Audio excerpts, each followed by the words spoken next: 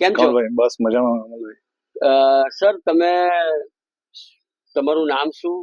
તમે અહીંયા આવ્યા વ્હાઇટ હાઉસ શોરૂમ પર અને અહીંયા તમારા મિત્ર સાથે આવ્યા હતા અને અચાનક જ શૂટ લેવાનું ડિસિઝન લીધું. તો હું તમને એ પૂછવા માંગુ છું કે તમે શૂટ લેવાનું ડિસિઝન કેમ લીધું? તમારા પ્રોફેશનના હિસાબે લીધું કે કેમ લીધું?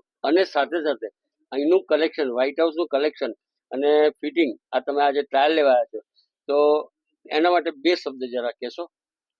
કમલભાઈ, મારું નામ બલરાજસિંહ દિલ્લોન છું. હું by profession wellness nutrition promoter છું અને સાથે સાથે એન્ટરપ્રનર પણ છું. વાહ ભાઈ વાહ. બરોબર. હું મારા મિત્ર સાથે આવ્યો હતો, સંદીપભાઈ સાથે. એમ જ વિઝિટ આવ્યો હતો. મને ખ્યાલ આવ્યો કે વ્હાઇટ હાઉસમાં જઈ રહ્યા છે, તો વિઝિટમાં આવ્યો હતો અને આઈને તમારા કપડાનું બધું કલેક્શન જોયું તો મને મન થઈ ગયું, આ થોડા ડ્રીમ બિલ્ડ થઈ ગયા, કેમ હું સૂટ સીવડાવી દઉં. એટલે મેં એક સૂટ સીવડાવી દીધું અહીંયા કે ચાલો. અને બીજું હું તમારાથી ઇન્સ્પાયર થયો કે તમારી સ્ટોરી જે મેં સાંભળી કે તમે લાઈફમાં સક્સેસફુલ સ્ટોરી છે તમારી, કે તમે લાઈફમાં બહુ સ્ટ્રગલ કર્યો શરૂઆતમાં, તે સ્ટોરી મને કઈ ટચ થઈ ગઈ, ઇન્સ્પાયર કરી. એટલે પછી મેં કહ્યું કે તમે પણ અમારા જેવા જ છો, જેવું અમે સ્ટ્રગલ કરી રહ્યા છે, મહેનત કરી રહ્યા છે. તો મેં શરૂઆત કરી કે ચાલો અહીંયા એક સારું એક સૂટ સીવડાવવું જોઈએ કે અમે જે પ્રોફેશનમાં છે, પ્રોફેશન અમારે પણ આવી રીતે એક્ઝિક્યુટિવ તરીકે અમારે રહેવું પડે છે. એટલે મને કે ચાલો એક સૂટ અહીં સીવડાવી દઈએ તો મને સારું લાગ્યું.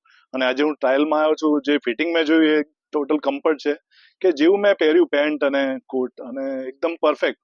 મને કોઈ લાગ્યું નહીં કોઈ એંગલથી કે મને કે લૂઝ છે, ફિટ છે. એટલે ફર્સ્ટ સ્ટાઇલમાં તમે ખરેખર જોરદાર. કઈ પણ ઓડિટ ના કઈ નહીં. થેન્ક યુ કમલભાઈ, સરસ. Thank you really very much. I appreciate. Thank you sir.